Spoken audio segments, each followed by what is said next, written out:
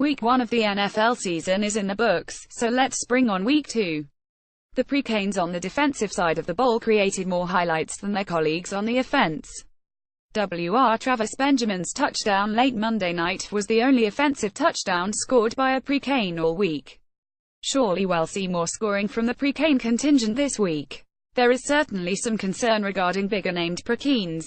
Running backs Frank Gore, Lamar Miller, and Duke Johnson were unable to get the ground game going. The play of their offensive lines had a huge role in their inefficiency running the ball.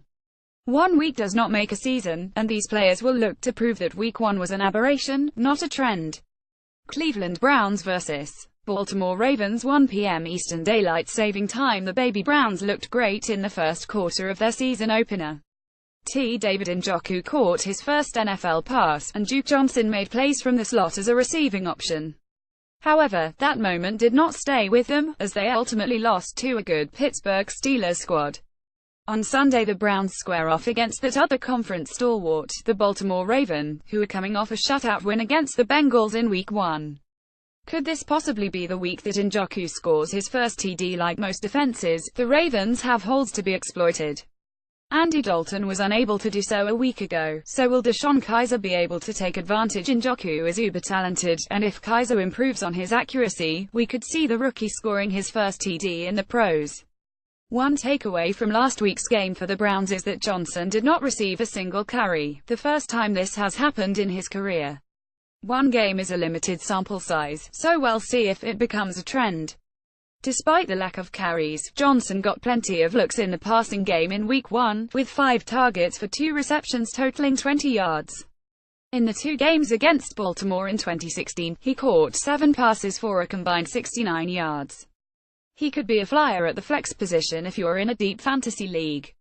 Minnesota Vikings vs. Pittsburgh Steelers, 1 p.m. Eastern Daylight Saving Time. When Pound Bud Dupree was ruled out for Week 1, Pound Anthony Chickillo seized an opportunity to shine, sliding in the end zone to recover a blocked punt and score the lone Procanes touchdown of the week. While the TD recovery is the highlight of the day, Chickillo added 4 tackles, 2 of which were sacks. He'll be looking to bring more of that same pressure this week against Sam Bradford and the Minnesota Vikings offense. Bradford is a veteran who likes to get the ball out quickly. That will put pressure on Artie Burns and the rest of the secondary to hold up in coverage. Last week it was Burns' cornermate, CB Joe Hayden, who got picked on by his former club. Burns will be in a dogfight against either WR Stephon Diggs or WR Adam Thielen, who is coming off an incredible performance Monday against the Saints. Talk in the preseason focused on Burns' thirst for competition and improvement. He often shadows WR Antonio Brown in practices and scrimmages. Perhaps this week we'll see how much HES actually improved in the second year of what appears to be a promising career. Stacy Coley is third string on the Vikings depth chart at the moment, behind Adam Thielen and Laquan Treadwell. He was active Monday against the Saints but did not register a stat. New England Patriots vs. New Orleans Saints, 1 p.m. Eastern Daylight Saving Time. A week ago Philip Dorsett arrived at New England, and he will need to be a quick study to become an effective player on the Patriots offense. The Patriots opened the season with a loss, with Dorsett getting in on 18 of the 81 team snaps. Dorsett's snap count should rise as the season progresses, and he could see a huge uptick in Week 2. Danny Amendola is dealing with a head injury and could miss the game, providing an opportunity for Dorsett to be paired with Brandon Cooks to create one of the fastest duos the Patriots have started on offense.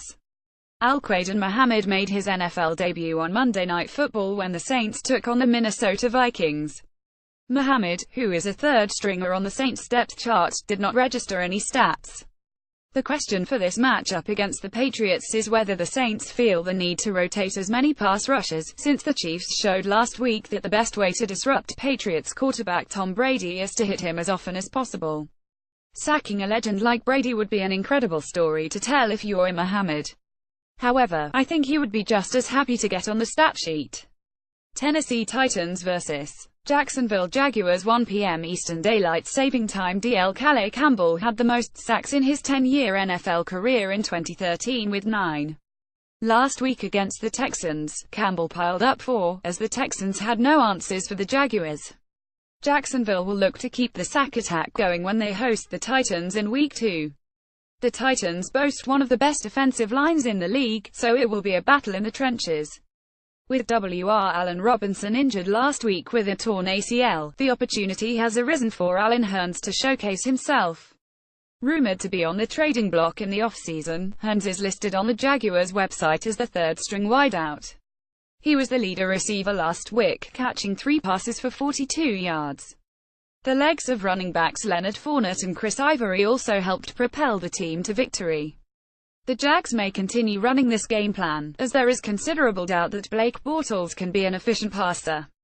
The Titans are coming off a disappointing home loss to the Raiders and looked vulnerable through the air.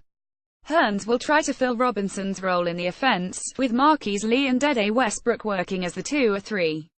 Procanes Fantasy Player of the Week Jimmy Graham 3 receptions for 8 yards is not the type of day that Graham at the Seahawks expected out of the All-Pro tight end. I know, I picked T. Greg Olsen to have a big day against the 49ers last week, and he only had 2 receptions for 18 yards. This time around, the belief is that QB Russell Wilson should be prepared to get the ball to his Procane tight end. While many people may not remember that Graham got mugged in the end zone against the Packers, which WASNT called, I expect more red zone targets for him. He's going to prove why he's viewed as a top-tier T. Quick outs early this week. Procane legends RB Darren James, Pound Ray Lewis, and head coach Jimmy Johnson were named to the NFL Hall of Fame's nominee list. 108 former players and coaches were named to the list. Justin Vogel made his NFL debut with 5 punts, with an average of 42.4 yards per punt. One was downed inside the 20. RB Frank Gore is 152 yards behind Eric Dickerson for 7th on the NFL's all-time rushing list. With his 4 sacks last week, Calais Campbell now has 60.5 sacks in his career. He sits 109th all-time in NFL history in that category. He was named AFC Defensive Player of the Week after breaking the Jaguars' single-game record for sacks in Week 1. It's always about the U.